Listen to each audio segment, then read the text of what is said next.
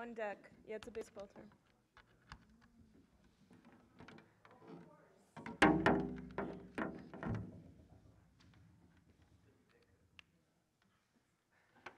Not auf dem Deck. Okay. So, my app is much simpler than everything you've seen so far. I did not even make a PowerPoint.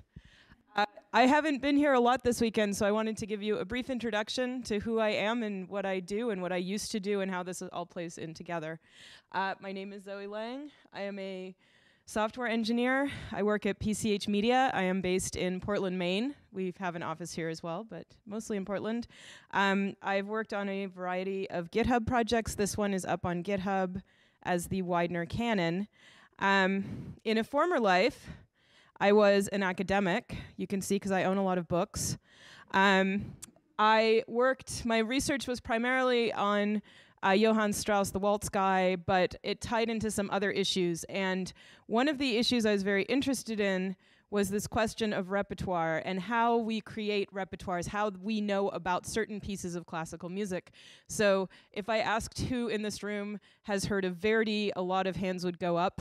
If I asked who in this room has heard of Joseph Achon, the composer, not so many hands would go up. So why do you know about one and not the other, and what decisions play into this, and who are our tastemakers in this regard?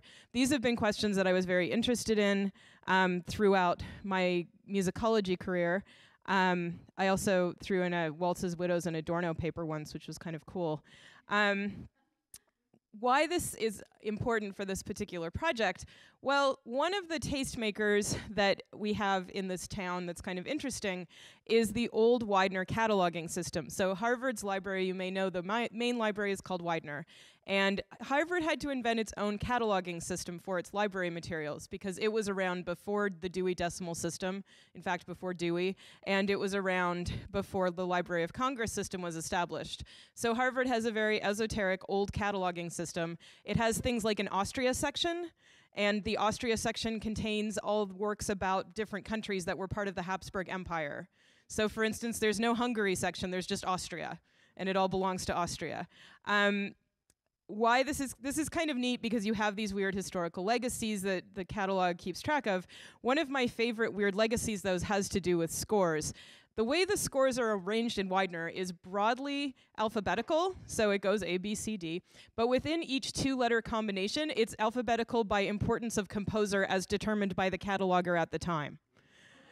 And so if you look at the catalog, and if you go to choose one at random, 628, I think it is, 628.1 is BE. Guess who's number one? Beethoven. Yeah, of course it's Beethoven. It's always Beethoven. It's always the answer. So Amy Beach, who theoretically in terms of alphabet goes before Beethoven, is not listed in number before Beethoven because Beethoven is number one. And so what I've always wanted to do is take more of a look at how this cataloging system evolved, because this is a tastemaker thing. They're saying number one is the most important. There are some other neat quirks about it. For instance, vocal music was prioritized over instrumental music. So within Johann Sebastian Bach's works, for instance, the B minor Mass is number one and everything else is subsequential. I didn't get so much into that, and I can talk about why that is in a minute, but let me show you what I built and how I built it. So I used the Harvard Library Cloud Item API. This is a publicly available API. It gives you access to metadata about the Harvard collections. It doesn't have as much access to as much metadata as one might want if they were, say, trying to build phase 2 of my app, but that's okay. It does give you a basic way to get information out of the catalog, and so this was the API that I used. The results come back to you as JSON. Or they don't have to, but this is much more readable. I have a neat little parser that lets JSON be very readable here. This, for instance, is who is number one in 612?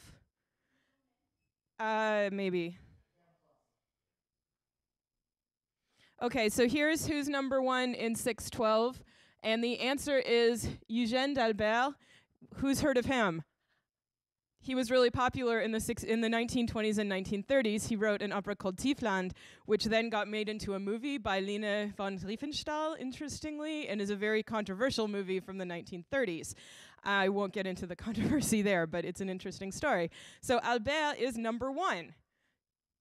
Never heard of him, but he's number one of the ALs. There's actually something quirky about AL that I can point to in a minute. This is the data that you get back from it. So you can see who the number one is for your call number, and you can get the composer name. So this is basically what the app does right now. Find out whose top 10 is in the works. It's not yet complete. But right now, let's find out who is number one. For some reason, it takes a while to load, so talk amongst yourselves. Make bets. You can make bets with other people. Who wants to guess CH?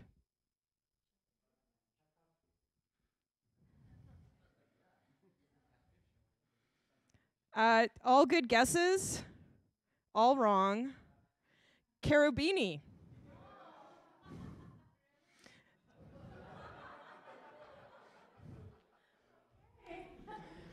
You might be wondering why that number doesn't start with an MUS, and that is to do with catalogers don't always do things like they're not machines, which is sort of unfortunate. Library catalogs would be much easier to follow if they were.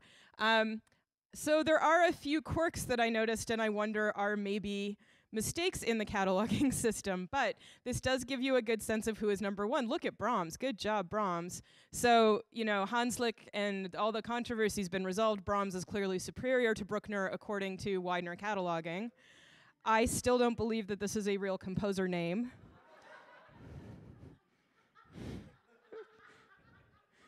I could not be happier that César Cui finally is getting his regard. He was considered very highly by French critics in the 19th century, and you know, he's finally made it. A few of these are not at all surprising. Yeah, right, no question. I think this is a cataloging error. I don't know why Elgar is in there. He shouldn't be. According to the alphabet. Boccherini, some of these are, as like I said, as we might expect. Go Donizetti, look, an opera composer, we weren't expecting that. I found a neat, so I don't know why Engländer showed up twice or why one of them is ARC. I was trying to sort that out. Again, catalogers are not robots. It's interesting. So, and especially not in these old ones who are, I don't know, but I don't think you have that many GHs, do you?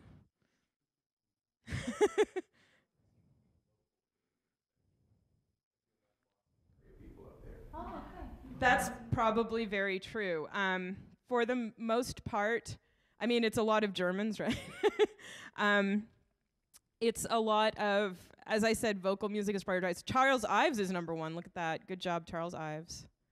I found it interesting that Joachim is number one. He made number one. He was a 19th century composer. He was friends with Brahms, and the Brahms Violin Concerto is dedicated to him. Liszt is number one. That's great. Mendelssohn is number one, which I was pretty impressed with. I actually was not expecting that. So I'm happy. This is quite a name, I have to say. He should be in the Austria section, because he's got one of everything, I think. There are not so many early music composers until you get to the O's, and then you have two in a row. Palestrina is not number one. I found that to be completely bizarre. My guess is that many editions of early music appeared later in the catalog, so if you didn't have space for them as number one, they got bumped later. Early music, of course, was not created in two editions until later, starting the end of the 19th century, but into the 20th. So, for instance, if you're Palestrina, you miss out. Anybody want to guess who the PA person is? No. Probably would not have been my guess. When it says no composer. So sometimes no composer is number one. And I'll get to an example of that. I'm not sure if the cataloging, so when you catalog, you make rules about how you catalog so that you don't wind up with things like Elgar being put in an A position. And I'm wondering if the catalog rules changed at some point so that number one didn't get used anymore, and I would love to go talk to the people over there to find out. The reason I would love to know this is that a number of contemporary composers are not number one. And the one that struck me most, there's a pretty noticeable gap. You might notice as we go along, we get more no composers. So these ones are numbers that would be with the letter U. And there aren't maybe so many names that start with the letter U. But there's one that seemed to me to be missing pretty clearly.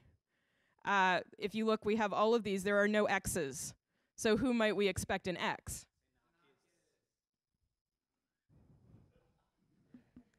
I couldn't have arranged that better. Thank you, everyone.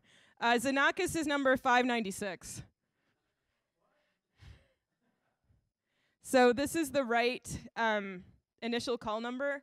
But yeah, I don't know how he wound up at 596. So I wonder if the cataloging rules change. Mike, did you know why? Or sometime after 1960, they skipped to 100 to 999, trying to go alphabetically, so that ZE would be somewhere. I don't know why it's so far up to 596, but they tried to switch to an alphabetical system at some point, sometime in the 60s, I think. Cool. Well, I would love to know more about that, and I wish I had access to the other more robust API, but with this API, this is what I came up with. So this is the old Widener catalog. This is our canon, according to the old Widener catalog, and it was a lot of fun to finally be able to build this and get this information. So thank you. This is up on GitHub.